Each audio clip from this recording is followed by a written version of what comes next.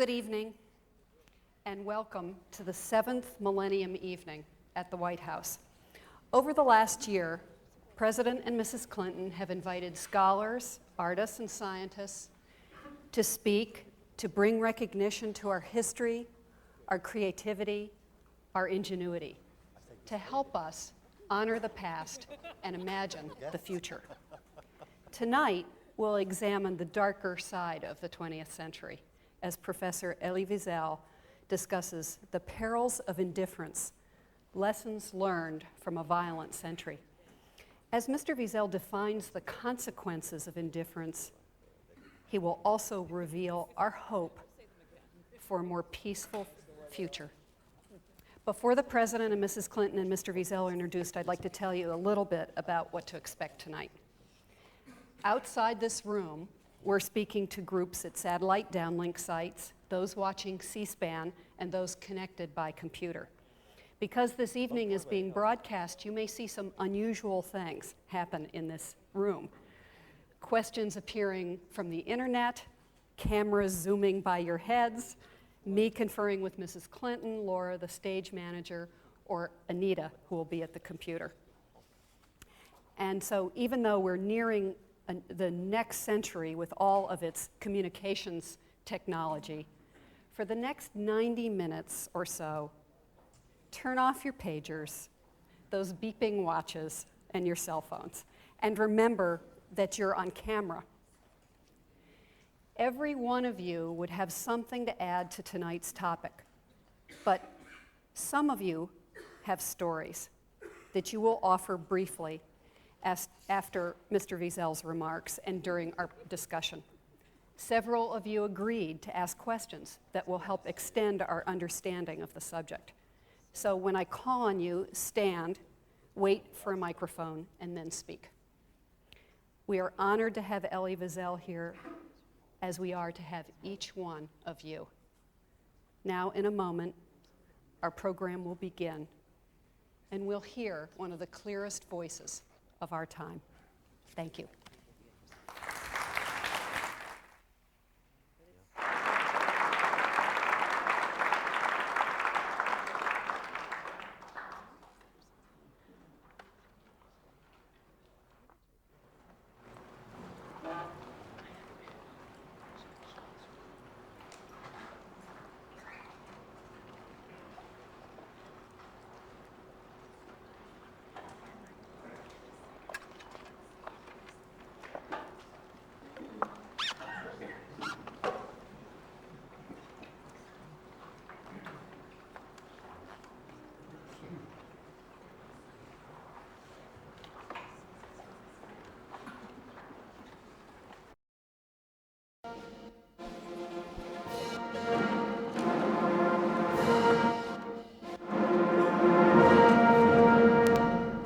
Ladies and gentlemen, the President of the United States and Mrs. Clinton, accompanied by Mr. Elie Wiesel.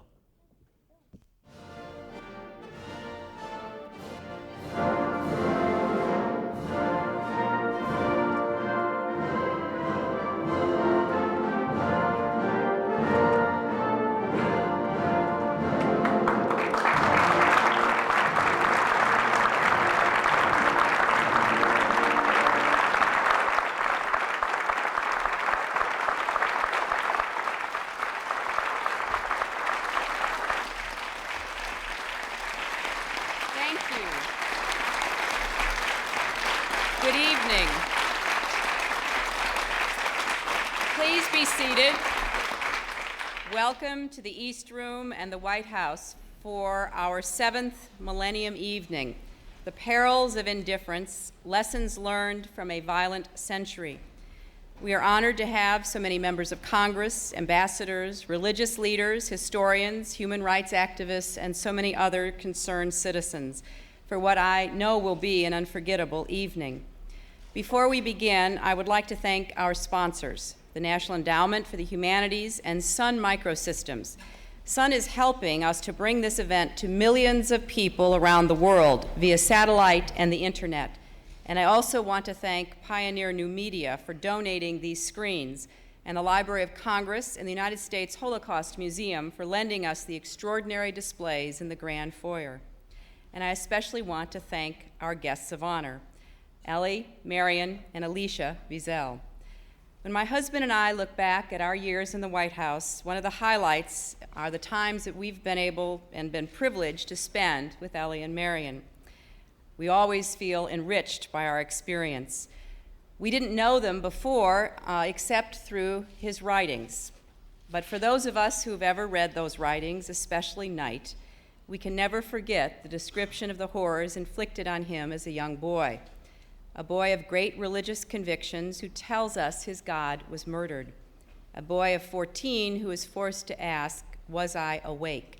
How could it be possible for them to burn children and for the world to remain silent? It was more than a year ago that I asked Elie if he would be willing to participate in these Millennium Lectures that we had not yet even started, but which we were planning.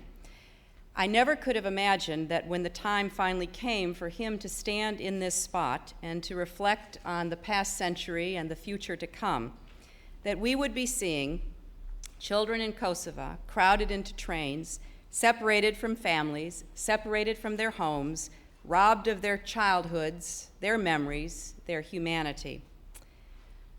It is something that causes all of us to pause and to reflect, as we will this evening, how could this be happening once again at the end of this century?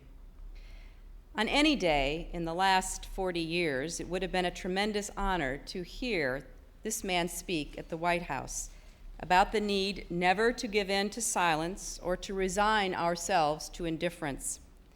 But there would not have been a more important day than now, here on the eve of the days of remembrance and in the midst of the crimes against humanity being perpetrated in Kosovo. When I invited him here, I explained that we were planning a series of Millennium Evenings designed to mark this specific turning point in history by honoring the past and imagining the future. And in many ways, our previous evenings have been celebrations of that past, the founding ideals of our republic, jazz music, poetry, and scientific discovery that have defined us as individuals and America as a nation. But honoring our past and learning from it means looking not just at our noblest achievements, but at our greatest failings, not just at what makes us proud, but at those darkest impulses that have marred this century. We know that the Nazis were able to pursue their crimes against humanity precisely because they were able to limit the circle of those defined as humans. The mentally ill, the infirm, gypsies, Jews, all were identified as lives unworthy of life. And this process of dehumanizing comes from the darkest regions of the human soul, where people first withdraw understanding, then empathy, and finally personhood. Now, this phenomenon of indifference, this human capacity for evil we know too well, is not unique to that time and place in Nazi Germany. Many of us in this room have personal experiences that are much more recent and fresh about what it means to face that evil and that indifference today. I can remember sitting in a room in Tuzla shortly after the Dayton Peace Accords talking to a group of Bosnians. They were Serbs and Croats and Muslims, although I could not tell the difference. They explained how men and boys were put into camps and executed, how women were raped, how children were turned into orphans. One of the people I was talking to said, "You know, when it started in my village, I went to one of my neighbors and I asked, we've known each other, we've been at each other's weddings, we've attended the funerals of our loved ones together. Why is this happening?" And the response she was given from that old friend was, "Well, we read in a newspaper that if we didn't do this to you, you would do it to us."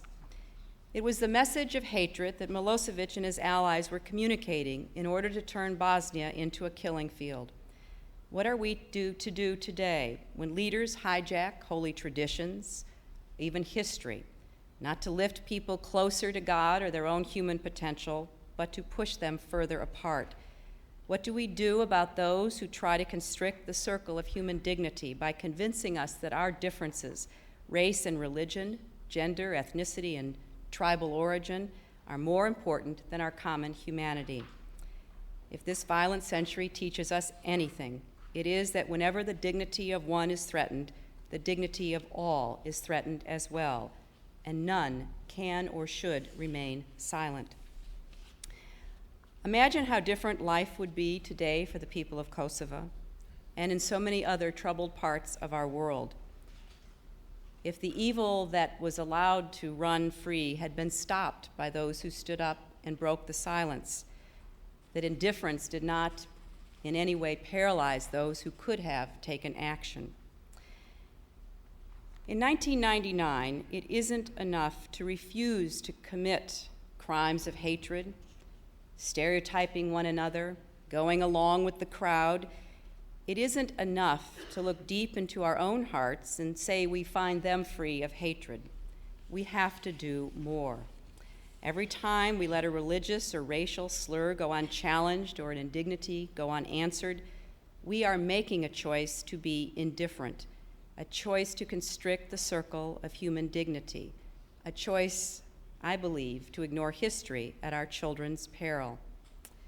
When Elie Wiesel accepted the Nobel Peace Prize, he remembered asking his father how the world could have remained silent. And he imagined what that same young boy would ask him today. Tell me, what have you done with my future? What have you done with your life? And I tell him, Elie says, that I have tried to keep memory alive, that I have tried to fight those who would forget. You have done that.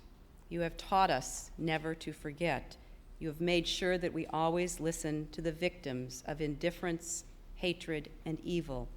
You have been among those in our world to whom we look to for conscience. You have been the voice of the voiceless, from Soviet Jewry to the people of South Africa under apartheid to the people of Yugoslavia today. You have been a teacher. When that young boy asks Elie Wiesel what he has done with his future, we can point to numerous awards and honors, including, of course, the Nobel Peace Prize and the Presidential Medal of Freedom, or we can hold up the more than 40 books or the service as the founding chair of the United States Holocaust Memorial. But that is not his real legacy. His real legacy is what he has given to us and how he continues to prod each of us to understand the peril of indifference. When he was forced to leave his home more than 50 years ago, he went into the backyard and buried the watch he had received on the occasion of his bar mitzvah. In 1997, he went back to that spot. He took the same number of child-sized paces he had taken as a boy. He dug into the ground with his fingernails, and the watch was still there. That must have been a bittersweet moment. The watch had lasted all those years, but his family, his village, the life he had known, so many friends and relatives were gone. But just as that watch was still there, Elie Wiesel is still on watch for us, to help us keep our memories alive despite the passage of time, for teaching us the lessons that transcend time about the perils of indifference. It is my great honor to introduce a friend, a teacher, a voice for justice and freedom, Elie Wiesel.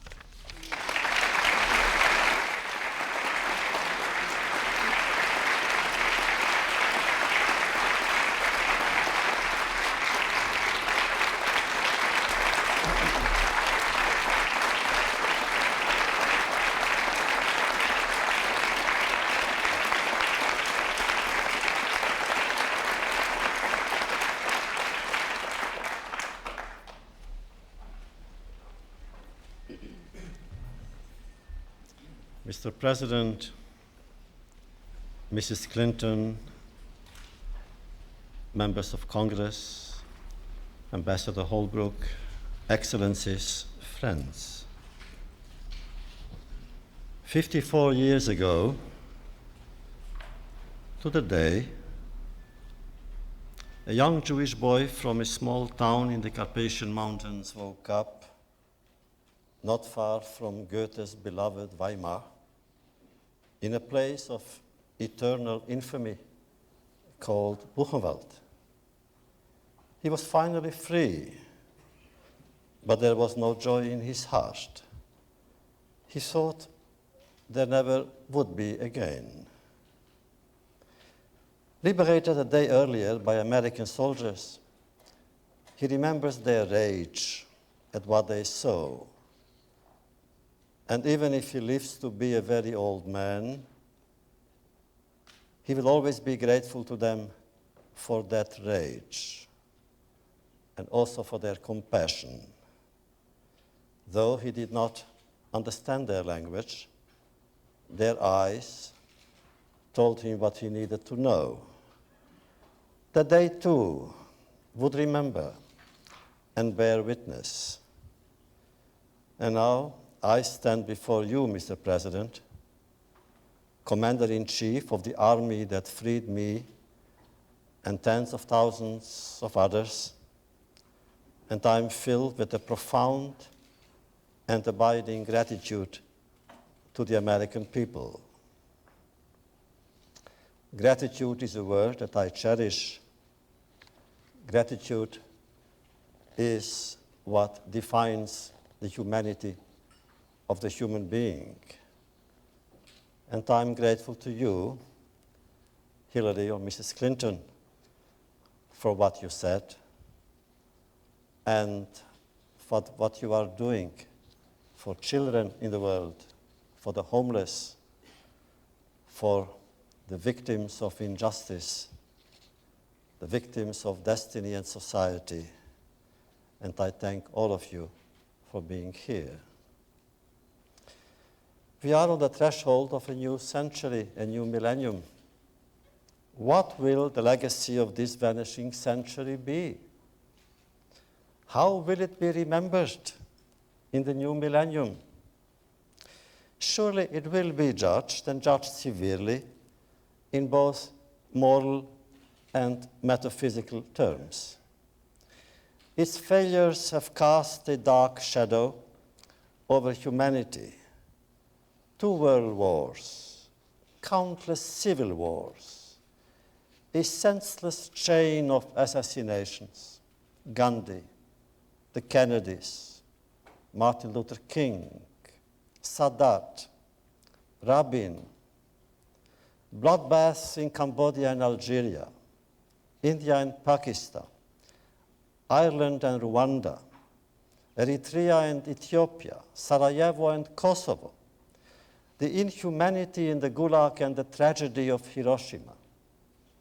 And on a different level, of course, Auschwitz and Treblinka. So much violence, so much indifference. What is indifference? Etymologically, the word means no difference. A strange and unnatural state in which the lines blur between light and darkness, dusk and dawn, crime and punishment, cruelty and compassion, good and evil. What are its causes and inescapable consequences? Is it a philosophy? Is there a philosophy of indifference conceivable? Can one possibly view indifference as a virtue? Is it necessary at times to practice it simply to keep one's sanity, live normally, enjoy a fine meal and a glass of wine, as the world around us experiences harrowing upheavals? Of course, indifference can be tempting. More than that, seductive. It is so much easier to look away from victims. It is so much easier to avoid such rude interruptions to our work, our dreams, our hopes. It is, after all, awkward, troublesome to be involved in another person's pain and despair.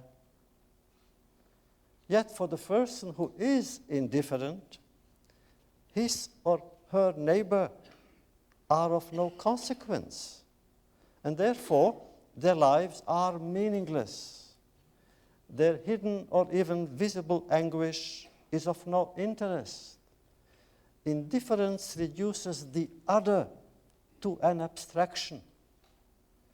Over there, behind the black gates of Auschwitz, the most tragic of all prisoners were the Muselmänner, as they were called. Wrapped in their torn blankets, they would sit or lie on the ground, staring vacantly into space, unaware of who or where they were, strangers to their surroundings. They no longer felt pain, hunger, thirst. They feared nothing. They felt nothing. They were dead and did not know it. Rooted in our tradition, some of us felt that to be abandoned by humanity then was not the ultimate. We felt that to be abandoned by God was worse than to be punished by Him. Better an unjust God than an indifferent one.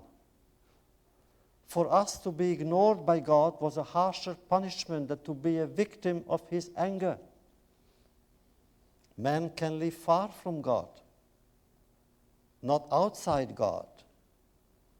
God is wherever we are, even in suffering, even in suffering. In a way, to be indifferent to that suffering is what makes the human being inhuman. Indifference, after all, is more dangerous than anger and hatred. Anger can at times be creative. One writes a great poem, a great symphony. One does something special for the sake of humanity because one is angry at the injustice that one witnesses. But indifference is never creative. Even hatred at times may elicit a response. You fight it. You denounce it. You disarm it. Indifference elicits no response. Indifference is not a response. Indifference is not a beginning. It is an end. And therefore, indifference is always the friend of the enemy, for it benefits the aggressor, never his victim whose pain is magnified when he or she feels forgotten. The political prisoner in his cell, the hungry children, the homeless refugees, not to respond to their plight, not to relieve their solitude by offering them a spark of hope, is to exile them from human memory. And in denying their humanity, we betray our own. Indifference, then, is not only a sin, it is a punishment. And this is one of the most important lessons of these outgoing centuries' wide-ranging experiments in good and evil. In the place where I come from, society was composed of three simple categories: the killers, the victims, and the bystanders. During the darkest of times, inside the ghettos and death camps. And I'm glad that Mrs. Clinton mentioned that we are now commemorating that event, that period, that we are now in the days of remembrance. But then we felt abandoned, forgotten. All of us did.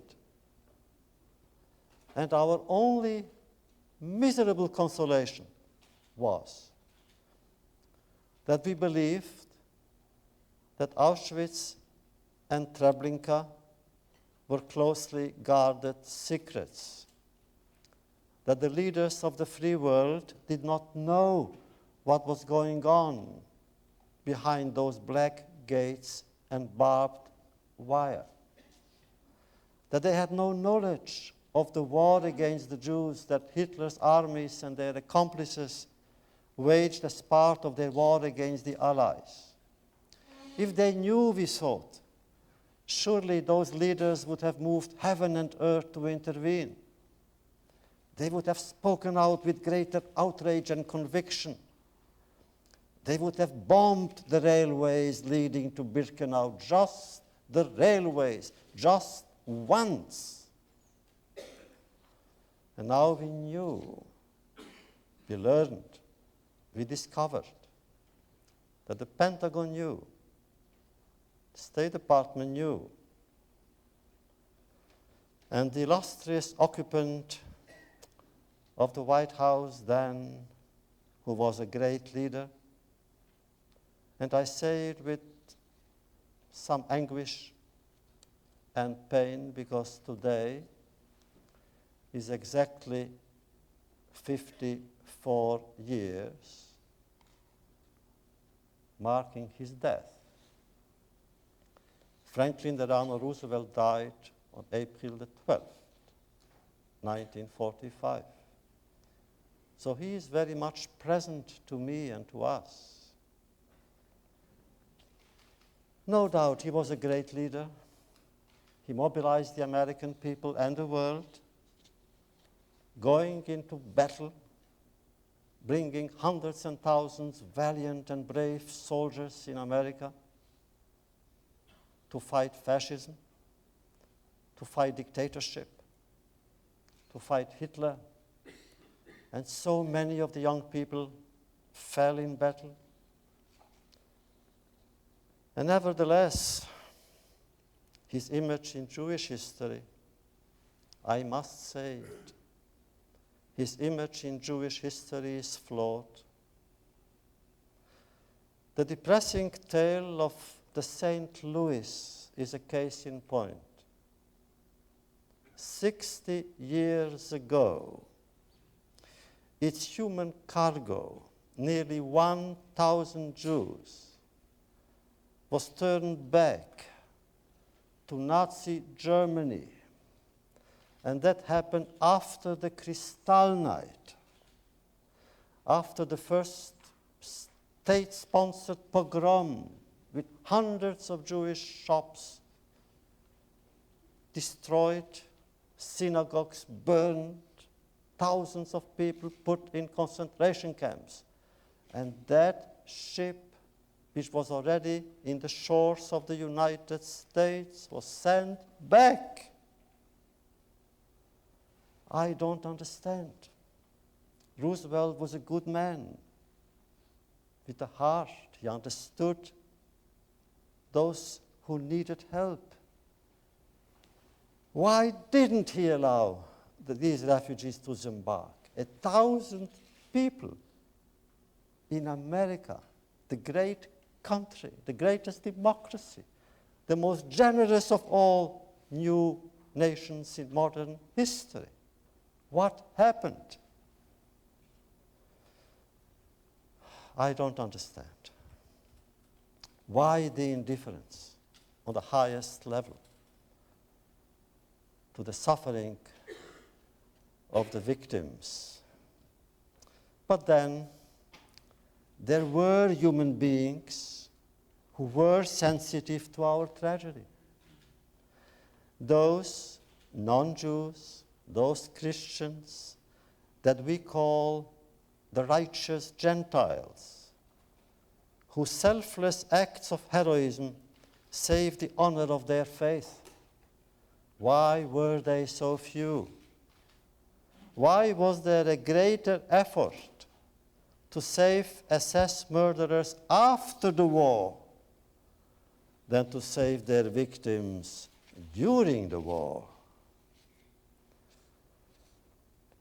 Why did some of America's largest corporations continue to do business with Hitler's Germany until 1942? It has been suggested, and it was documented, that the Wehrmacht could not have conducted its invasion of France without oil obtained from American sources. How is one to explain their indifference? And yet, my friends, good things have also happened in this traumatic century. The defeat of Nazism, the collapse of communism, the rebirth of Israel on its ancestral soil, the demise of apartheid, Israel's peace treaty with Egypt, the peace accord in Ireland. And let us remember the meeting filled with drama and emotion between Rabin and Arafat that you, Mr. President, convened in this very place. I was here, and I will never forget it. And then, of course, the joint decision of the United States and NATO to intervene in Kosovo and save those victims, those refugees, those who were uprooted by a man whom I believe that because of his crimes should be charged with crimes against humanity. But this time, the world was not silent. This time, we do respond. This time, we intervene. Does it mean that we have learned from the past? Does it mean that society has changed? Has the human being become less indifferent and more human? Have we really learned from our experiences? Are we less insensitive to the plight of victims of ethnic cleansing and other forms of injustices in places near and far? Is today's justified intervention in Kosovo, led by you, Mr. President, a lasting warning that never again will the deportation, the terrorization of children and their parents be allowed anywhere in the world? Will it discourage other dictators in other lands to do the same? What about the children? Oh, we see them on television, we read about them in the papers. And we do so with a broken heart. Their fate is always the most tragic, inevitably. When adults wage war, children perish. We see their faces, their eyes. Do we hear their pleas? Do we feel their pain, their agony? Every minute, one of them dies of disease, violence, famine. Some of them, so many of them, could be saved. And so, once again, I think of the young Jewish boy from the Carpathian Mountains. He has accompanied the old man I have become throughout these years of quest and struggle. And together we walk towards the new millennium, carried by profound fear and extraordinary hope.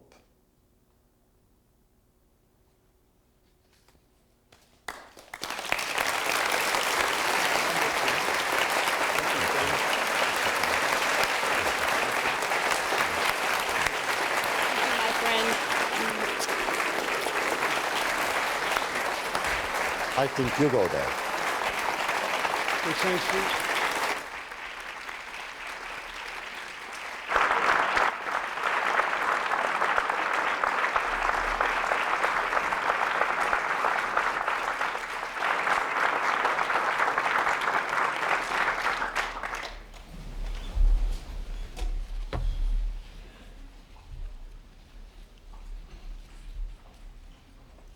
Ladies and gentlemen,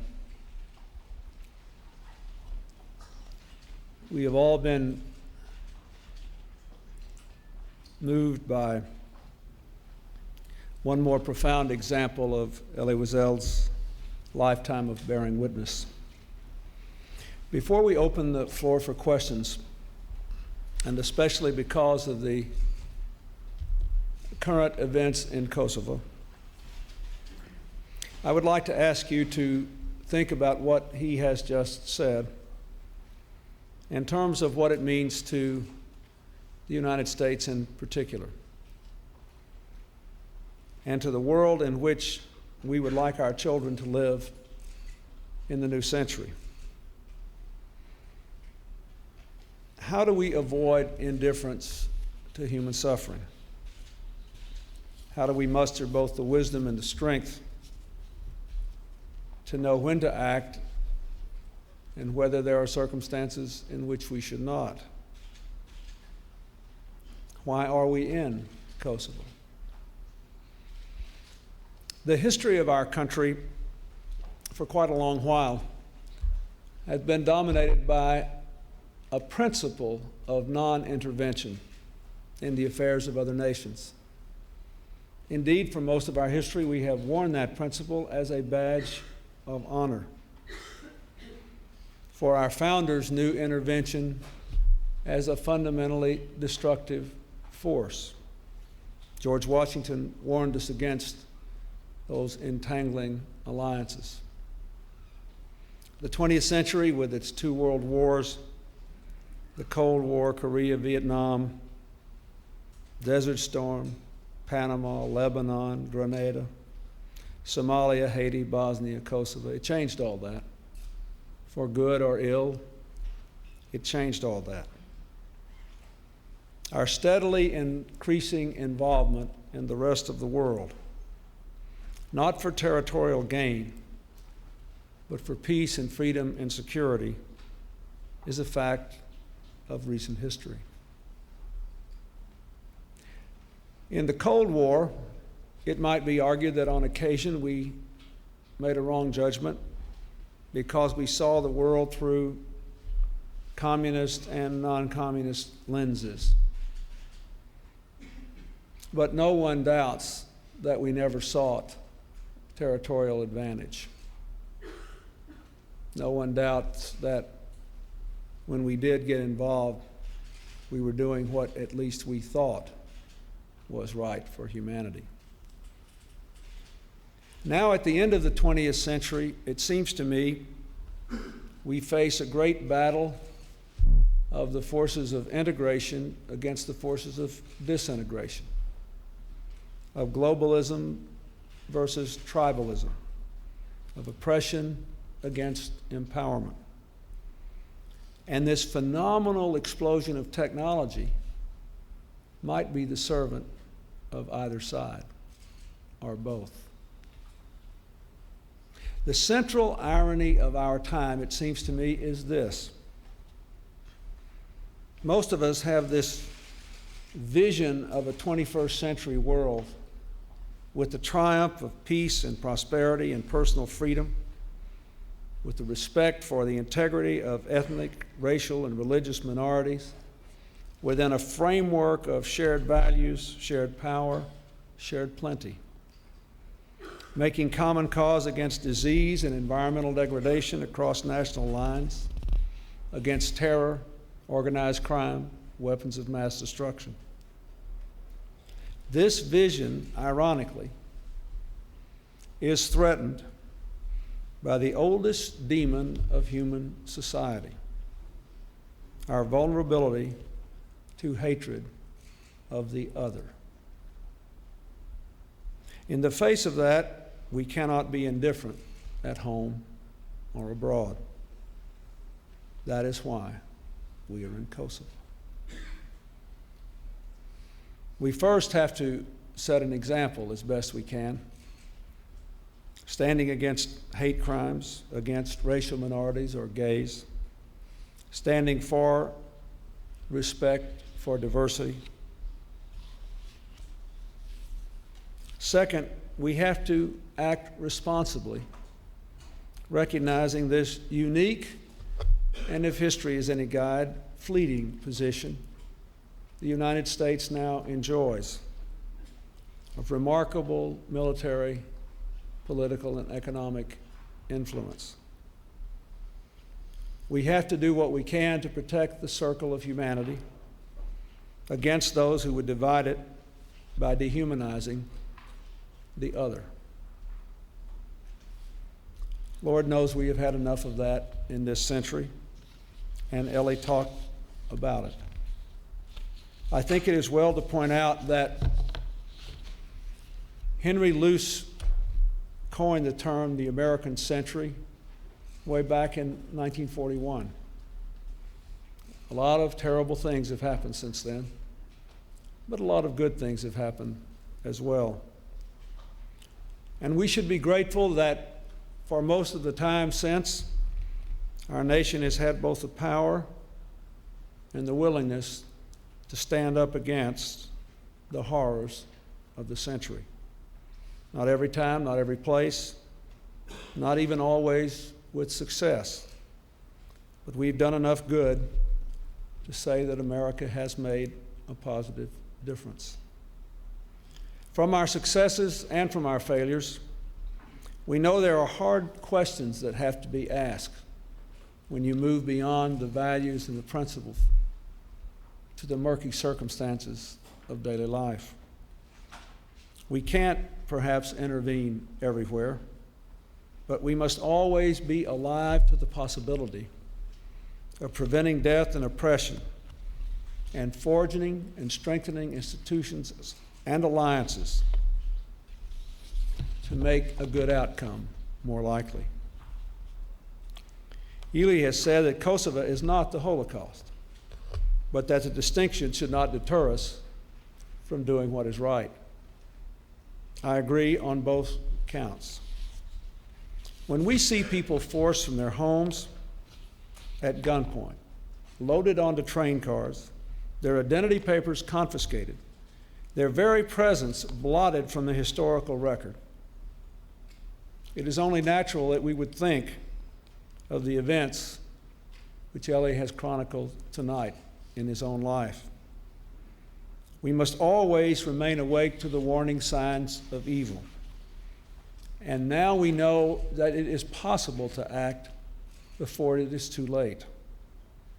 The efforts of Holocaust survivors to make us remember and help us understand, therefore, have not been in vain. The people who fought those battles and lived those tragedies, however, will not be around forever. More than 1,000 World War II veterans pass away every day. But they can live on in our determination to preserve what they gave us and to stand against the modern incarnations of the evil they defeated. Some say, and perhaps there will be some discussion about it tonight, that evil is an active presence, always seeking new opportunities to manifest itself. As a boy growing up in my Baptist church, I heard quite a lot of sermons about that. Other theologians, like Niebuhr and Martin Luther King argued that evil was more the absence of something, a lack of knowledge, a failure of will, a poverty of the imagination, or a condition of indifference. None of this answers any of the difficult questions that a Kosovo, a Bosnia, a Rwanda present. But Kosovo is at the doorstep or the underbelly of NATO and its wide number of allies. We have military assets and allies willing to do their part. President Milosevic clearly has established a pattern of perfidy earlier in Bosnia and elsewhere. And so we act. I would say there are two caveats that we ought to observe. First of all, any military action, any subsequent peacekeeping force, cannot cause ancient grudges and freshly opened wounds to heal overnight. But we can make it more likely that people will resolve their differences by force of argument rather than force of arms. And in so doing, learn to live together. That is what Romania and Hungary have done recently with their differences. It is what many Bosnian Croats, Serbs, and Muslims are struggling to do every day. Second, we should not fall victim to the easy tendency to demonize the Serbian people. They were our allies in World War II. They have their own legitimate concerns. Any international force going into Kosovo to maintain the peace must be dedicated also to protecting the Serbian minority from those who may wish to take their vengeance. But we cannot be indifferent to the fact that the Serbian leader has defined destiny as a license to kill. Destiny, instead, is what people make for themselves with a decent respect for the legitimate interests and rights of others. In his first lecture here, the first Millennium Lecture, the distinguished historian Bernard Bailyn argued how much we are still shaped by the ideals of our founding fathers and by their realism, their deeply practical understanding of human nature, their understanding of the possibility of evil. They understood difficult moral judgments. They understood that to be indifferent is to be numb. They knew, too, that our people would never be immune to those who seek power by playing on our own hatreds and fears, and that we had more to learn about the true meaning of liberty, equality, and the pursuit of happiness. Here in this House, we have tried to advance those ideals with our initiative against hate crime, the Race Initiative, AmeriCorps, the stand against the hatred that brought us Oklahoma City and paramilitary groups, the efforts to forge peace from Northern Ireland to the Middle East. But our challenge now, and the world's, is to harmonize diversity and integration, to build a richly textured fabric of civilization that will make the most of God's various gifts, and that will resist those who would tear that fabric apart by appealing to the dark recesses that often seem to lurk in even the strongest souls. To succeed, we must heed the wisdom of our founders about power and ambition. We must have the compassion and determination of Abraham Lincoln to always give birth to new freedom. We must have the vision of President Roosevelt, who proclaimed 4 freedoms for all human beings and invited the United States to defend them at home and around the world. Now we close out this chapter of our history, determined not to turn away from the horrors we leave behind, but to act on their lessons with principle and purpose. If that is what we are in fact doing, Kosovo could be a very good place to begin a new century. Thank you very much.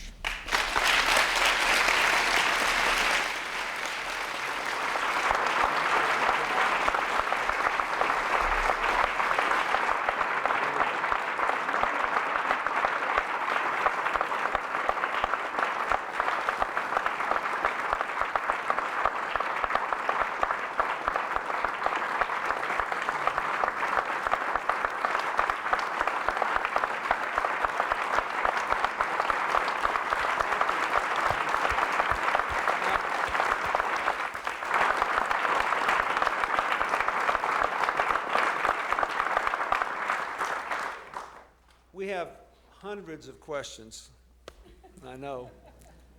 Ellen, do you want to describe what we're going to do?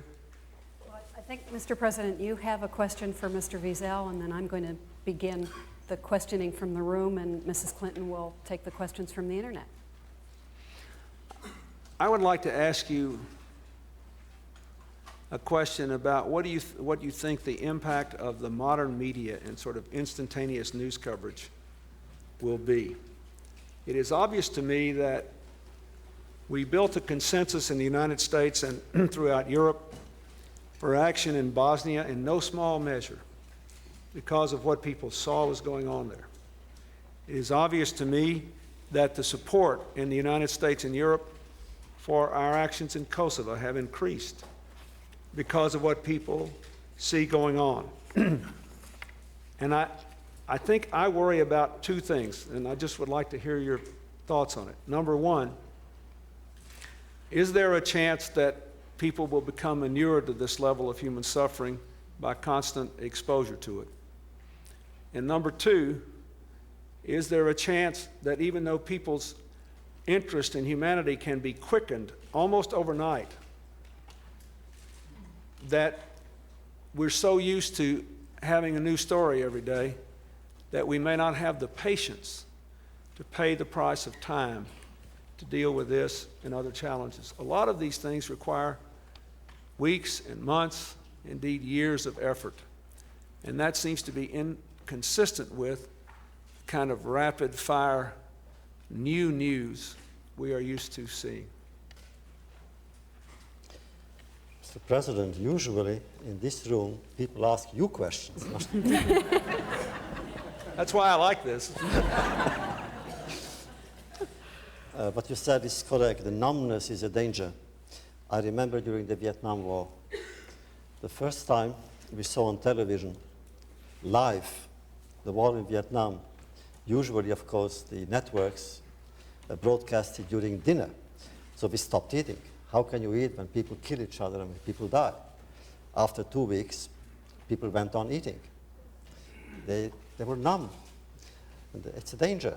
But nevertheless, I don't see the alternative, except I hope that in the next millennium, the next century, those who are responsible for the TV programs, for the news programs, will find enough talent, enough fervor, enough imagination to present the news in such a way that the news will appeal to all of us day after day. I do not see an alternative. We must know what is happening. And today, we can know it instantly. If the American people now are behind you, it is because they see it on television and they see it in newspapers. They see the images. They see the pictures of children in the trains, as you said, in the trains. So how can they remain indifferent?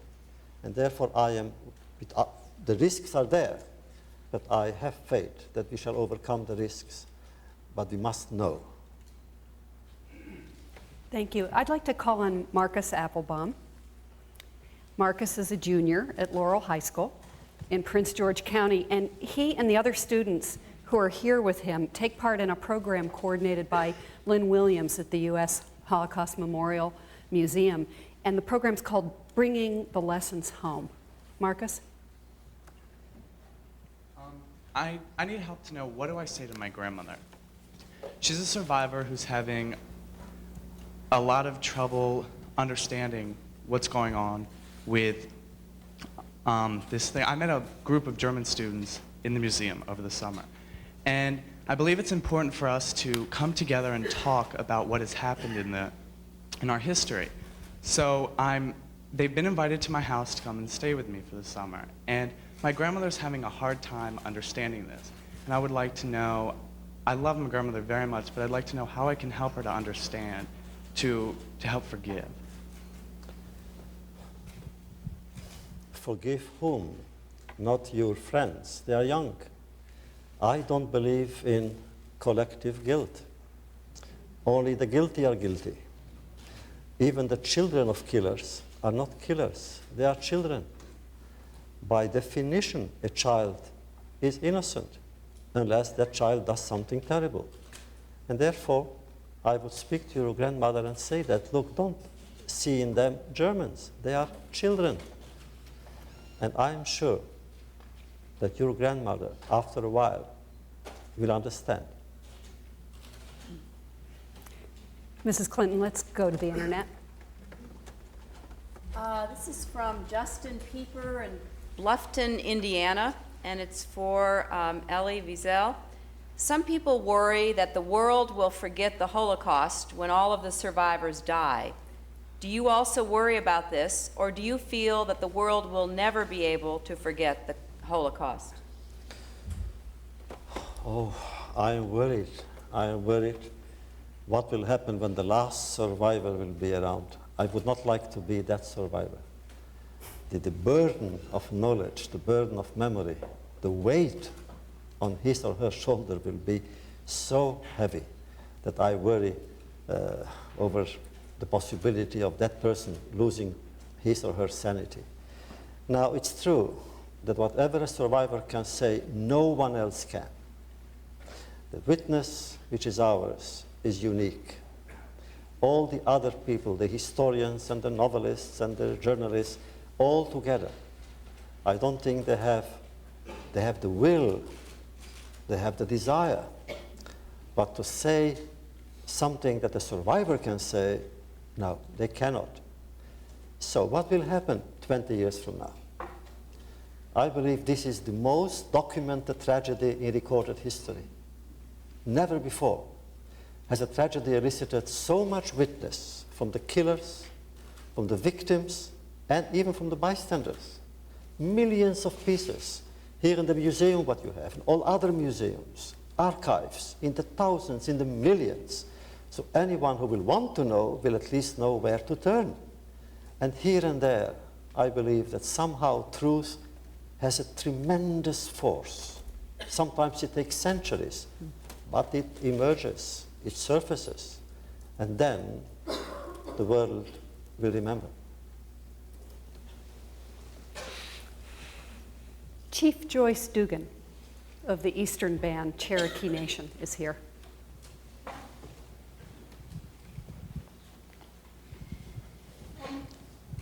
Good evening, Mr. White Wiesel, President, Ms. Clinton. I am Joyce Dugan, Principal Chief of the Eastern Band of the Cherokee Nation, located in North Carolina. While Indian nations in this country did not suffer a Holocaust of the magnitude that your people did, we did suffer a Holocaust, in a sense, when we too endured a forced removal from our homelands. We endured a long march across thousands of miles under armed guard in extreme weather conditions, losing many of our people. None of us wants to dwell on those past mistakes, those that even happened in this country. For if we dwell on them, the memory will eat at our souls and destroy us. However, we must remember them, so hopefully we can prevent such acts from being repeated, even in this country. Unfortunately, throughout this world, there are those in power who continue to make the same mistakes over and over in their treatment of others because of their culture, their race, religion, or political beliefs. Even more unfortunate, as was mentioned earlier, is that it has become commonplace throughout this world. And we have indeed become indifferent and tend to view it as someone else's problem. My question to you is, must we do as a nation?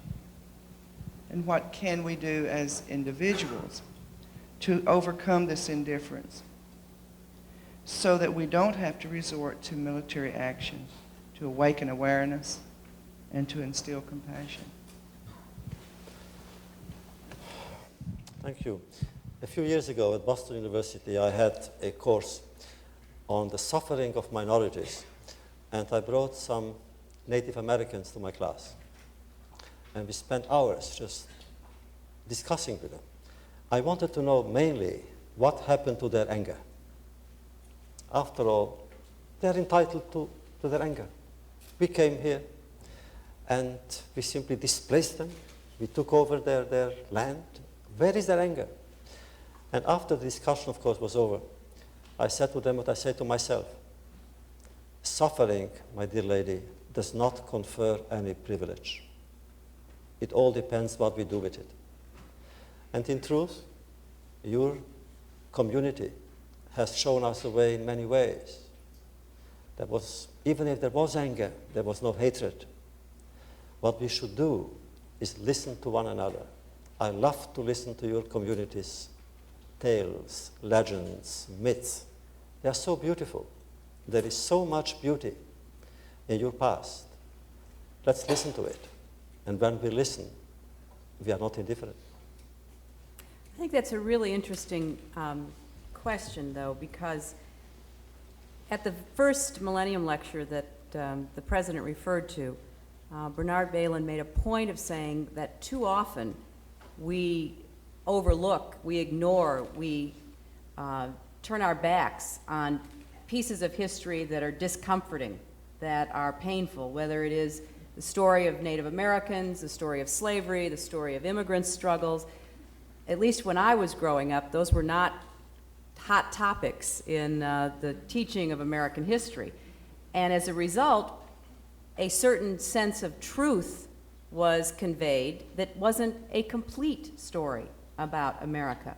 So I think that, Elie's point's a very good one, both on a personal level, in terms of listening to one another and hearing about one's experience, but it has to go beyond that into a much more socially aware sense of how we all have to do more to convey the truths and the histories of each other, and particularly in a diverse country such as ours.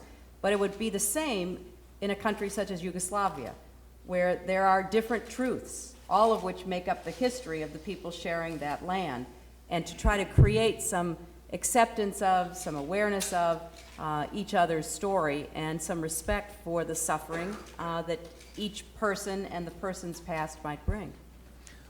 I'd just like to say one thing specifically, Chief. First of all, I'm glad you're here, and I'm glad you're here for this. I think that Hillary and I have spent more time on Native American issues and with Native American leaders than any previous administration, at least that I know anything about. And with all respect, one of the things that I think is killing us in this country still is a big problem, is a phenomenal amount of ignorance on the part not just of school children, but of people in very important positions of decision-making about the real, factual history of the Native Americans in the United States. And you can almost find no one who understands the difference in any one tribe or another. And you can almost find no one who understands that, yes, a few tribes are wealthy because of gaming, because of the sovereignty relationship, but also the poorest Americans are still in Native American communities. And I think this disempowerment, this stripping of autonomy and self-respect and self-reliance and the ability to do things that started over a century ago still in subtle ways continues today. And, from my perspective, I've been terribly impressed with a lot of the elected leaders of the tribes all across the country. And I think that we really have a huge job to do to not have kind of a benign neglect or not malign neglect under the guise of preserving this sovereignty relationship. And we need to recognize what we did and what is still there, that's a legacy of the past, so that we can give the children of the Native American tribes all over this country the future they deserve. I think it's a huge issue, And I still think ignorance is bearing down on us something fierce. And I thank you for being here. Well, this next question really relates to what you just said. This is from James Mott in Ilion, New York, and it's also for Mr. Wiesel. I have taught about the Holocaust for many years as part of my English curriculum. I was wondering what advice could you give American teens today to help them understand that racism, prejudice, and ethnic cleansing are all wrong, but things that are still too prevalent today? Oh, it's enough to listen to a witness. That is why the witnesses are here, to tell them, look, that is not the right way. That hatred is not only destructive, it's auto-destructive. It is self-destructive. Hatred brings what? More hatred. There is nothing good in it. And the main lesson really is, look at the consequences. It began with words. It ended, you know how. So tell your children should know that. It begins with words. And look how it ended. Odette Niramilimo is here from Rwanda. She's a physician practicing in Kigali, and she is a survivor of the Rwandan massacres. Dr. Niramilimo, I know you have a story to tell and a question to ask. Thank you. Thank you, Mr. Wiesel, for sharing your experience with us this evening. Thank you, Mr. President and Mrs. Clinton, for hosting this evening today. As you heard, I'm a Tutsi, survivor of the most recent genocide in Rwanda. I have experienced firsthand the real value of not being indifferent to human injustice and atrocities. My family and I were trying to flee Kigali. We took our car, but to avoid roadblocks, we had to abandon it and go by foot towards the border of Burundi. But we did not make it. A mob attacked us in a swamp. They killed my sister and many others. We tried to hide everywhere we could, and by chance we managed to leave that swamp and retrieved back to our home in Kigali. Now, when I look back, one man, a soldier, decided our fate. He came to our house where we were simply waiting to be killed. He asked for our identity papers. My husband showed his false Hutu identity, and myself, I had destroyed my Tutsi identity cards, but I lied that I had lost it in the market the day before. Then he looked to us and decided to help us. He took us one by one to the safety of a local hotel in town, and my family, my husband and my children, we survived like that. Much later, I had the chance to go back and thank that man. Then I asked him, why did you help us? Didn't you know that we were Tutsi?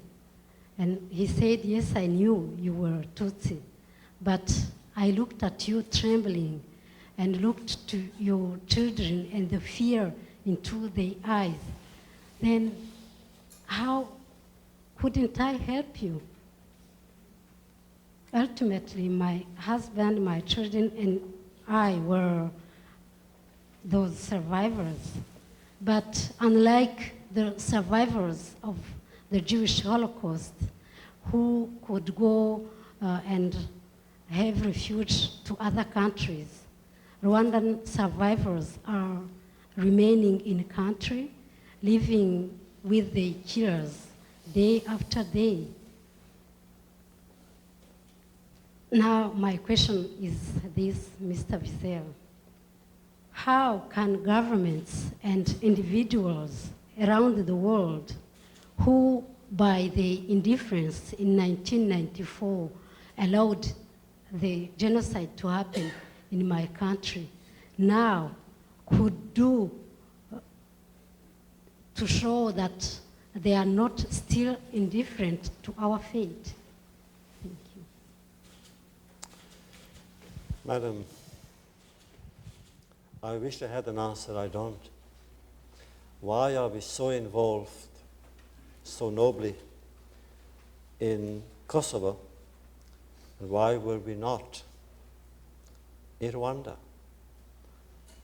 I am, as you know, Mr. President, I am not in high councils of your government, so I don't know the real reason. Maybe Mr. Berger knows more, surely more than I.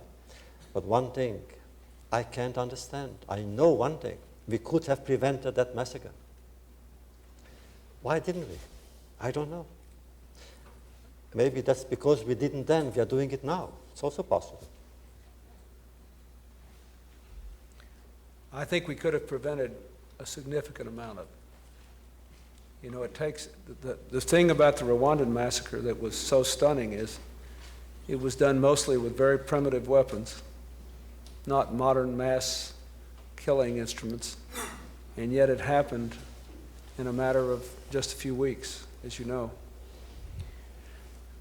And, you know, I want to give time for others to ask their questions, but let me say I have thought about this a great deal, more than you might imagine. And we went to Kigali when we were in Africa, and we talked to a number of the survivors, including a woman who woke up to find her husband and 6 children all hatcheted to death, hacked to death, and she by miracle lived and was devoting herself to the work of helping people like you put your lives back together. One of the things that made it, I think, more likely that we would act in Kosovo and eventually in Bosnia is that we had a mechanism through which we could act, where people could join together in a hurry, like with NATO. And one of the things that we are trying to do is to work with other African countries now in something called the Africa Crisis Response Initiative, where we send American soldiers to work with African countries to develop the ability to work with other militaries to try to head these kinds of things off and to do it in a hurry. I can only tell you that I will do my best to make sure that nothing like this happens again in Africa. I do not think the United States can take the position that we only care about these sorts of things if they happen in Europe. I don't feel that way. And I think that we will next time be far more likely to have the means to act in Africa than we had last time, in a quicker way. Well, this question's for Mr. Wiesel, but it really could be for all of you. This is from William A. Hackney in Tomball, Texas. Who determines exactly what human rights are? Is there a list?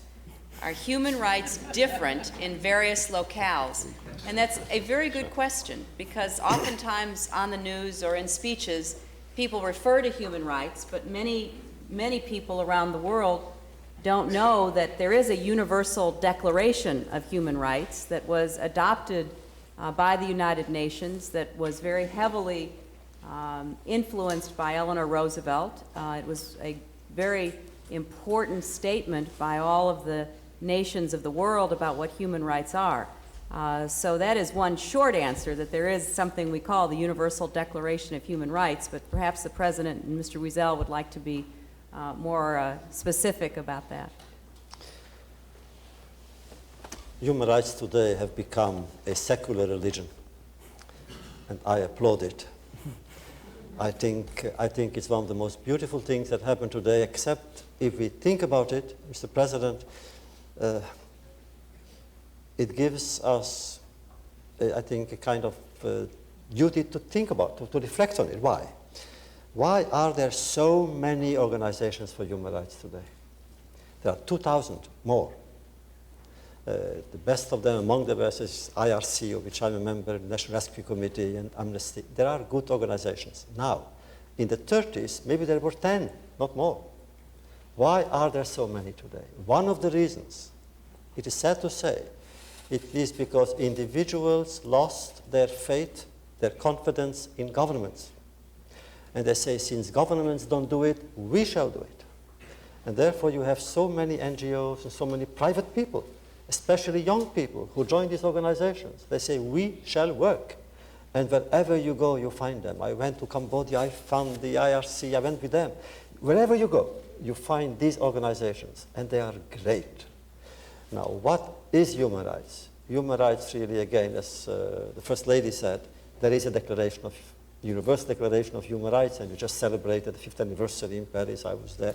It's very simple. The other is not my enemy. The other is my ally, my kin, my friend. And whatever happens to that other involves me.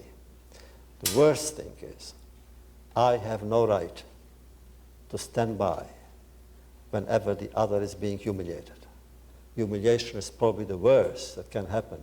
One is humiliated because of poverty, because of disease, because of injustice, helplessness. You mentioned the AIDS, the disabled.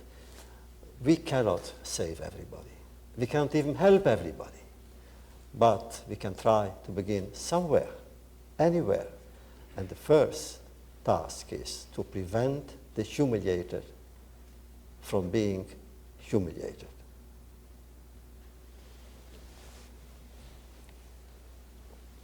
Judy Cato. Yes. Let me just say, there was another part to that question, I can which tell when he's thinking. Yeah, when you were thinking. there's a thought The young- taking form here. The young man asked a very good question, and the only thing I would say is you should get a copy of the Universal Declaration of Human Rights. You should read it. You will find that it also says, in addition to what Mr. Wiesel says, that all people should have certain rights against government. They should have the right to speak their minds. They should have the right to dissent. They should have the right to organize. They should have the right to chart their own course. And then the last question you ask is a very important one. He says, human rights, are they different from country to country? And the truth is that to some extent they are, but that's not because people can use their own cultures or religion as an excuse to repress women and young girls, for example, the way the Taliban does in Afghanistan. It's because countries should be free to go beyond the baseline definition if they choose. For example, we have an Americans with Disabilities Act, which we believe is sort of a further manifestation of the basic human rights. So we don't want, when you say, are they the same in all countries? No, countries normally, when they have more wealth or a more advanced democracy, find new ways to manifest those rights. And to that extent, they can be different from country to country. Countries do have different religious and cultural institutions, but the whole purpose of the Universal Declaration of Human Rights was so that no country could get away with oppressing the basic humanity of any person on the grounds that they were somehow different from some other country. That's the most important point to be made. That's why there needed to be a Universal Declaration. Judy Cato, Maryland Commissioner on Aging, and better known to her senior residents as the manager of Council House. And I know you have some concerns about indifference in our domestic lives. Mr. President, Mrs. Clinton, Mr. Wiesel, ladies and gentlemen, there are no words to describe how excited and honored I am to be here with our President and First Lady, both of whom I adore. Mr. Wiesel, in keeping with your lecture on indifference, I am very concerned about the families of our elderly being indifferent and in denial about the needs of our elderly. They put them in clean, safe housing like Council House and forget them. Studies show that intergenerational involvement is beneficial for all generations. But every day I see the elderly I work with wait and wait to see their children and their grandchildren, only to be disappointed. The elderly then become very lonely and depressed. They feel useless and begin to withdraw within themselves. As medical research and science cause us to live longer, we must be concerned that our elderly population will continue to increase. Indifference and denial has a negative effect on our personal and family lives. Mr. Wiesel, how do you think we can overcome this increasing family problem? It's very important as we get older that we address this issue.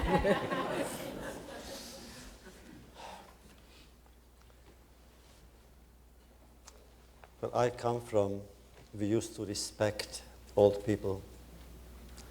I had a grandfather, a grandmother. For me, they were so important. I was looking forward twice a year to see them when they came during the holidays. And it was a celebration for me. Literally, I was so excited. Although they lived 7 kilometers away from my town, but I saw them only twice a year. I was so excited, more than when I go to Paris today by Concorde. Believe me, it was so special. Today, what is happening? Science is making progress. Medical technology is making tremendous progress. People live longer, but the moment they live longer, we throw them away. At best, we send them to Florida. At best, believe me. We don't want to see them. I would have kept my grandfather in my home all year long. What should we do? I think we should teach our children to respect the elderly. But if I had power, what I would do, I would organize in every community that children in the kindergarten almost, once a month, they should go to old age homes with little tape recorders and speak to them and ask them to tell us stories, sing our songs. It's good for both the children because they will learn something about the future, and the old people because they will give their past to the young people. What you need is imagination and, of course, some measure of compassion. This question is from Mary Jane Halyard in Orlando, Florida, and it's also for Mr. Wiesel. I just finished reading Night, the first book in your trilogy. My granddaughter is 12 years old and in the 6th grade. She is very bright, and for extra credit, her teacher has recommended that she read Night. I do think everyone should read it, but not at such a tender age. I've had nightmares about it, and I'm 62. How you survived and didn't go crazy is a miracle. At what age do you think a child should read your trilogy? There is no age, really. I don't know how old Chelsea was when she read. She was 12, probably, when she told you, when she's the one who actually told you to read me. And it's really the parents or the teacher must decide, and actually the child herself or himself must decide. We must be guided by the children. We should not impose reading or any reading about the Holocaust on children. We should not do it. It must come from the child. At one point, the child will say, tell me about it, what happened and why did it happen? And then you should be ready with the book, other books, and answers, but not before that. Otherwise, it's counterproductive. The child will resent it. And why? Why make a child resent such reading? I'd like to recognize Aziza Al-Hibri, who's a professor of law at the University of Richmond. She's also the founder and president of Karama, Muslim Women Lawyers for Human Rights. Thank you, Mr. Wiesel, for your insightful discussion on the nature and consequences of indifference. In Kosovo, our country has chosen to stand up for its ideals and for the human rights of individuals, not even its own. It did so thanks to the courageous leadership of our president, who refused to look away, even though he has just been through a very difficult year. I thank you, Mr. President, for your courage, and I thank Mrs. Clinton for your active interest in relief efforts. As persons of faith, Mr. Wiesel, Mr. President, and Mrs. Clinton, you must share my frustration at the fact that so many of the atrocities in this world have been committed in the name of religion.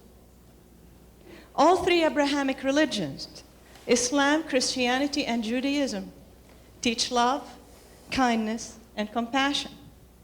But each has been used as a tool of oppression and suffering. Both Muslims and Jews believe that saving a single life is like saving the life of a whole people. Christians believe in loving one's enemy.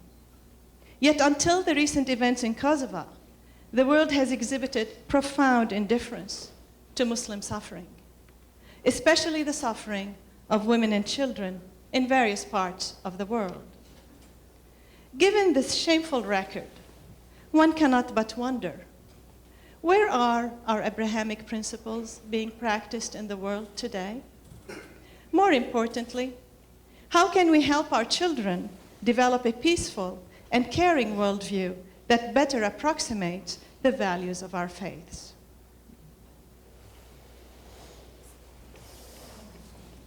Before answering, Ellen, how many minutes do we have? We have time. We have time? We have time. All right. What you said, of course, is correct, but some religions did less than others. Forgive me, but the Jewish religion is a religion, and because of maybe social and political and historic circumstances, we didn't have the power for 2,000 years even to impose our religion on others or to speak on behalf of our religion and kill, and we didn't do that. We couldn't, and maybe we wouldn't. Now, in general, the problem with religion is when it becomes fanatic, as everything else. Nationalism may be good, patriotism may be good, but if it goes beyond, then it becomes fanaticism. And fanaticism produces exactly what you said: killing, violence, hatred, because then the person who believes in God believes that only he or she has God's ear, that only he or she has the right to speak in God's name, that only he or she knows what God wants, only he or she has the power and therefore the right to impose his or her belief on others. In other words, that fanatic person wants to be the jailer of all of us. They would like us to be their prisoners. They actually would like God to become their prisoner. And therefore, I believe one of the most important duties that we have today is to fight fanaticism. The real threat hanging on the 21st century, Mr. President and Hillary, is fanaticism. Imagine fanaticism combined with power, what it would do, what it does already in certain countries that you mentioned, the Taliban or the Iranians. Imagine with nuclear power, bacteriological power. So we must fight fanaticism. How does one do that? I know only one word. I'm a teacher. I believe whatever the answer is, education is its major component. I would like to just offer a couple of observations, if I might. First of all, I think one of the most hopeful signs I have seen to deal with this whole issue of religious fanaticism in the last few years is the enormous support of Jews in America and throughout the world for the Muslim populations of Bosnia and Kosovo. I think that is, it doesn't answer all the questions of what should be the details of the resolution between the Israelis and the Palestinians. It doesn't solve all the problems, but everybody should see that this is a good thing. I think that the American Jewish community was maybe the most ardent community earliest for the United States stepping forward in Kosovo. And I think we have to see that as a good thing. Secondly, I think this whole, the question of the treatment of women and children by the Taliban has aroused a vocal opposition among members of the Muslim community around the world who feel that they can say this and not be betraying their faith. I think this is a good thing. Now, I would just like to make two other points, one of which is to agree with Elie on this one point. I agree on education, but education for what? There are a lot of geniuses that are tyrants. What is it that we're going to educate? I believe that every good Jew, every good Christian, and every good Muslim, if you believe that love is the central value of the religion, you have to ask yourself, why is that? The reason is we are not God. We might be wrong. Every one of us. I might be wrong about what I've been advocating here tonight. We have to, it's only when you recognize the possibility that you might be wrong, or to use the language of St. Paul, that we see through the glass darkly, that we know only in part, that you can give the other person some elbow room.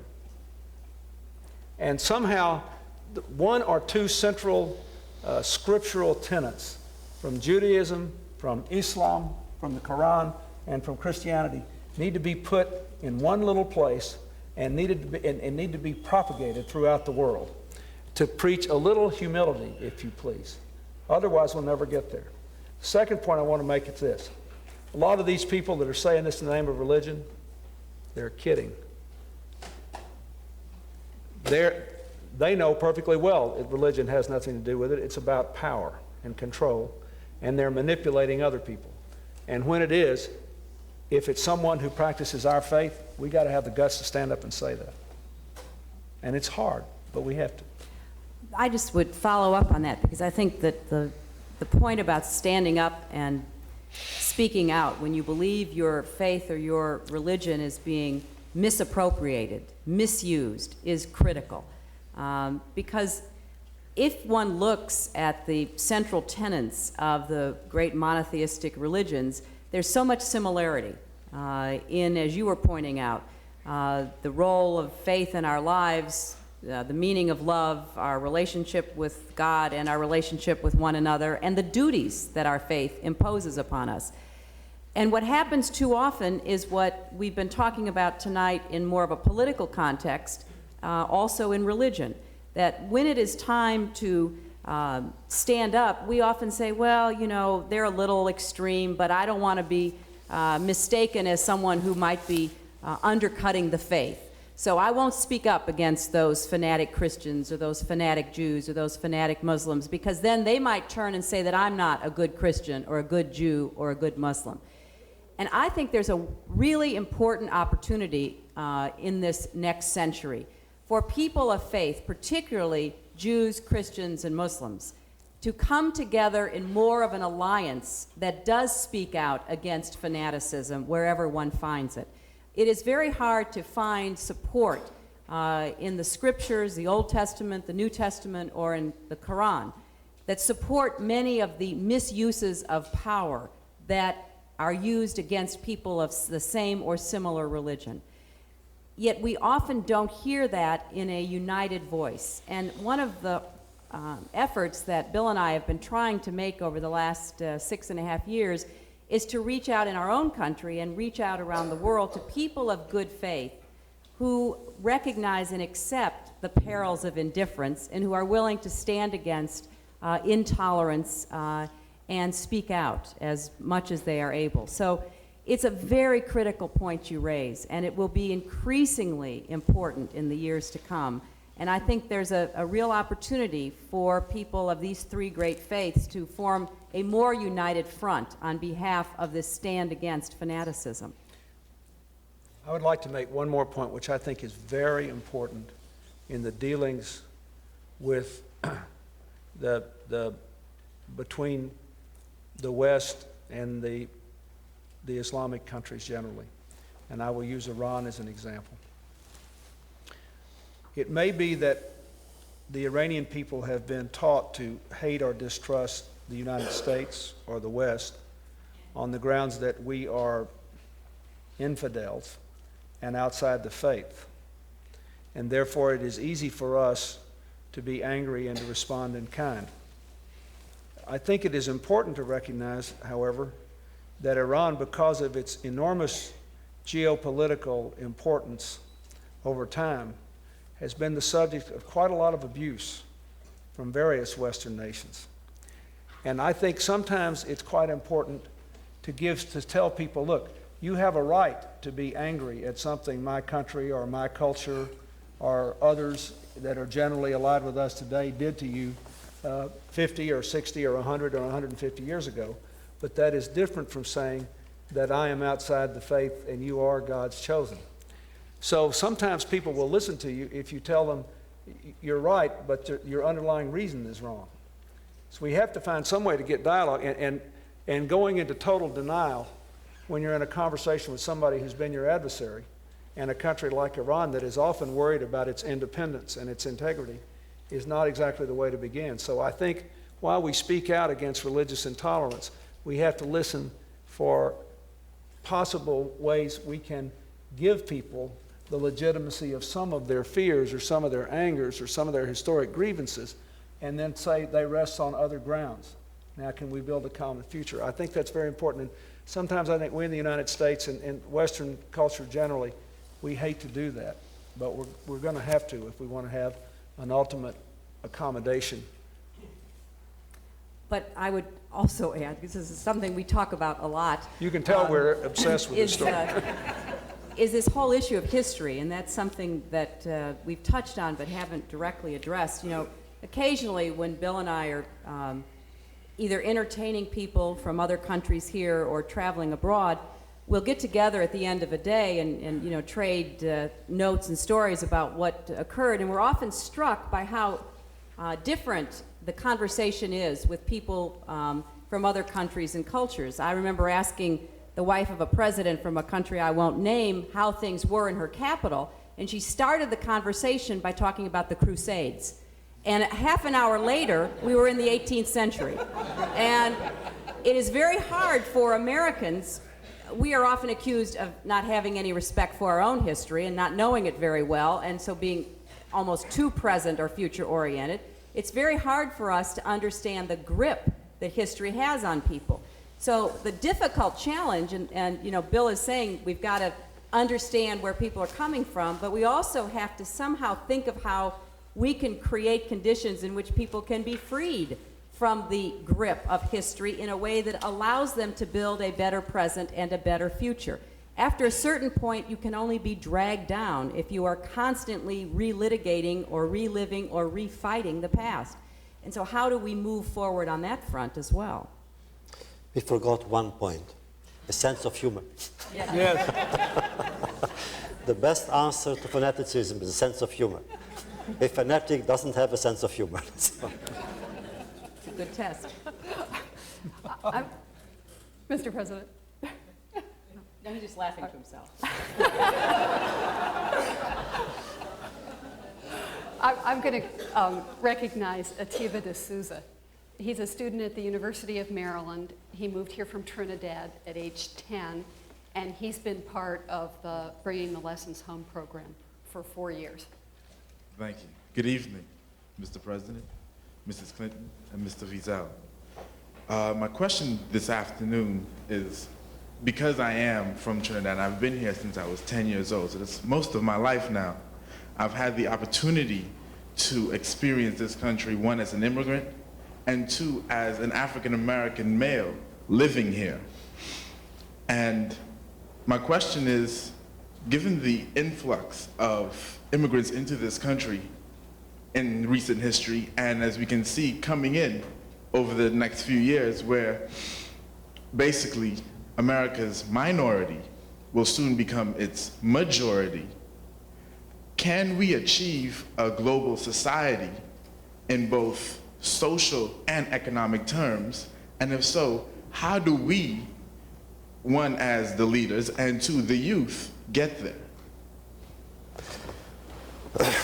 I listen to you. You know, I came here, I was older than you, but I came as a refugee, as a stateless person, and here I am.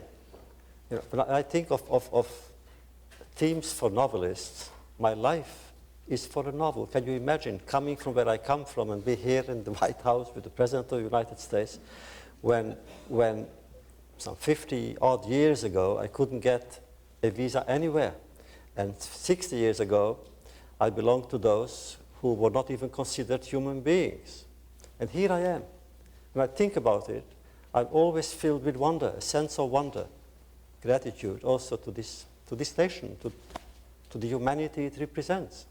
I think what we should teach, again teaching, our people, is to accept the stranger who is no longer a stranger, and see in him or her a messenger with extraordinary stories, with lessons, with memories, with all kinds of experiences that are not ours, but we receive them and make them ours.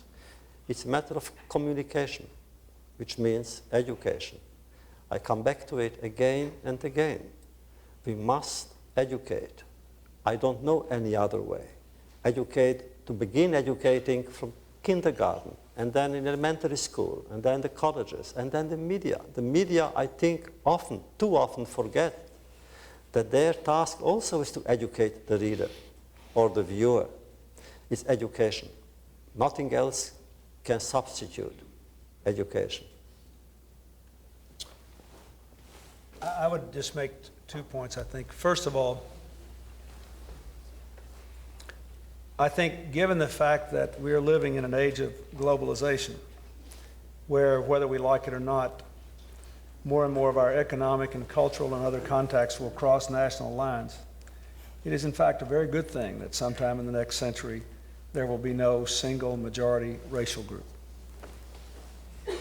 But I should also tell you that before we had large numbers of African Americans coming who were not here are direct descendants from slaves, but others coming like you did from the Caribbean. And before we had large numbers of Hispanics, 100 years ago, Irish immigrants to this country were treated as if they were of a different racial group. So we've always had these tensions, but I think if we can learn to live together across our racial and religious lines in a way that not just respects but actually celebrates our diversity, but does it within the framework, as I said, of a common fabric of shared values and shared opportunity, I think that will be quite a good thing for the 21st century. I think it'll make America stronger, not weaker. So I look forward to that. Second thing I want to say is, I think that to get there, we're going to have to more broadly find a way to have more economic and educational balance in the share of wealth and the share of knowledge across all of our racial and ethnic groups. There is no easy way to achieve that, but I'm convinced that, and I see your colleague, Mr. Silber, out here, who's thought about this a great deal in his life. I'm convinced that lowering standards for people who come from poor backgrounds is not the answer. I think we should raise standards and invest more resources in helping people achieve them. And then I think we need to provide the incentives in every neighborhood, in every Native American reservation, in every rural area that have made the economy work elsewhere. That will never be perfectly done, but we can do a much, much better job of it. And unless we do a much better job educationally and economically, then we won't have all the benefits from our racial diversity that we could otherwise enjoy. But I also think that in addition to the educational and economic challenges that we have to address as a society, which are the really critical ways that we will enable people to live together peacefully and in prosperity in the future, there are some things individuals can do. And oftentimes in conversations like these, some people think, well, you know, I don't run a school, I don't even have kids in school, I have my own work to do, I can't worry about how we try to upgrade opportunities for others, so there's really nothing for me to do. And in fact, I think there is a lot for individuals to do. One of the consequences of the President's Race Initiative is that we were reminded once again how often people just don't spend time with others who are unlike themselves in any meaningful way. We actually went around and did some discussions with people, and we would ask, how many of you have ever had a meal in the home of someone of a different race? And there would be very few hands that went up. We would say, how many of you have ever worked on a common community project with somebody of a different race? How many have ever visited a house of worship of somebody from a different religion? So there are many ways that on an individual basis, we can do more to break down the barriers of indifference and otherness. And they're not big things, you know, they don't grab headlines, but I remember being so struck by the woman who used to be my chief of staff, named Maggie Williams, who's an African-American woman, who in the process of talking about this one day said how she remembered when her mother, who was a teacher, became friends at the workplace, at a school, with a woman who was a white teacher. And they were determined to try to model this kind of behavior. So they were going to eat dinner at each other's house. And it was a simple thing, and some people made fun of them for doing it. And Maggie said, you know, my family didn't want to go. My mother made us go. We'd never been in a white person's house before. We didn't know what to expect. And she said it was the beginning of breaking down a lot of my own stereotypes. So it's not just what whites feel about blacks, it's what blacks feel about whites, it's what Hispanics from different kinds of backgrounds feel about each other. And I mean, we can just go group by group. And so the more we can break that down so that then you can say to children and young people, being tolerant doesn't mean you have to like everybody. You know, there are people just in the course of human life you're not going to like, but you will show respect to everyone. You will have a feeling that that person has as much right to his or her beliefs and her or his place in America as you do. And it's that kind of education, not just what goes on in a classroom, but what happens in a home, what happens in a religious upbringing that is really important to how we deal with this in the future. Well, last we'll hear from Father Drew Christensen, Senior Fellow at Woodstock Theological Center at Georgetown University and Counselor for the U.S. Catholic Conference. Mr. President, Mrs. Clinton, thank you for this wonderful Millennium Evening. And thank you for an extraordinary seminar. And I hope when you leave the White House, you both will teach because you're wonderful teachers. Mr. Wiesel, thank you for sharing your wisdom and giving your witness once again this evening. At the end of your talk, your very last phrase was, you enter the new millennium with an extraordinary hope.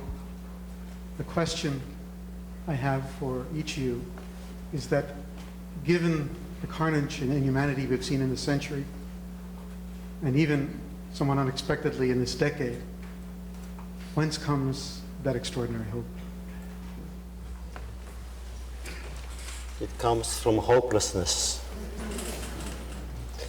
Albert Camus, the French philosopher, said, where there is no hope, you must invent it.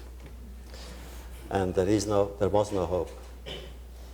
In truth, hope in what? Faith in whom? Culture?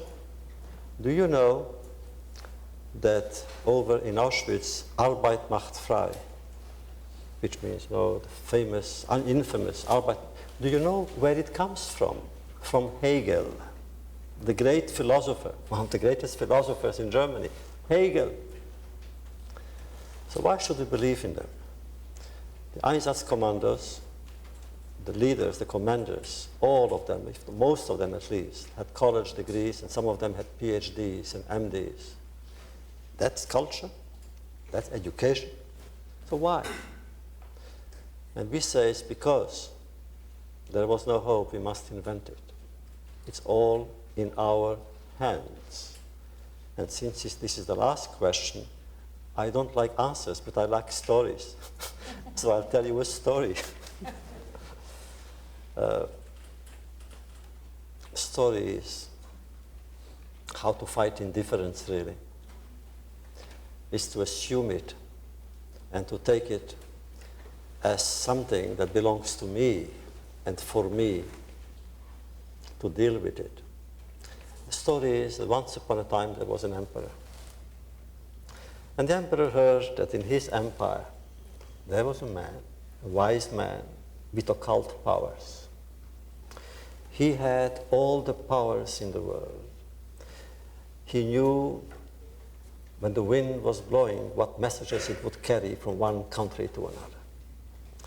He read the clouds and he realized that the clouds had a design. He knew the meaning of that design. He heard the birds. He understood the language of the birds. The chirping of the birds carried messages. And then he heard that man also knew how to read another person's mind. I want to see him, said the emperor. They found him. They brought him to the emperor. Is it true that you know how to read the clouds? Yes, Majesty. Is it true that you know the language of the birds? Yes, Majesty. What about the wind? Yes, I know. Okay, says the emperor. I have in my hands behind my back a bird. Tell me, is it alive or not? And the wise man was so afraid that whatever he would say could be a tragedy, that if he were to say that the bird is alive, the emperor, in spite, would kill it. So he looked at the emperor for a long time, smiled, and said, Majesty, the answer is in your hands. It's always in our hands. Well, Juan and others, so many stories that won't get told tonight. But thank you, and Mr. President, your final remarks. I don't think there's much more to say except to thank you again for once again giving us your witness and for the powerful example of your life. And we thank your family for joining us. And I thank all of you for caring about this. I believe there is grounds for hope. I think the history of this country is evidence. I think the civil rights movement is evidence. I think the life and triumph of Nelson Mandela is evidence. I think their evidence abounds. What we all have to remember is somehow how to strike the proper balance of passion and humility. I think our guest tonight has done it magnificently, and I thank him. Thank you very much. Thank you, President.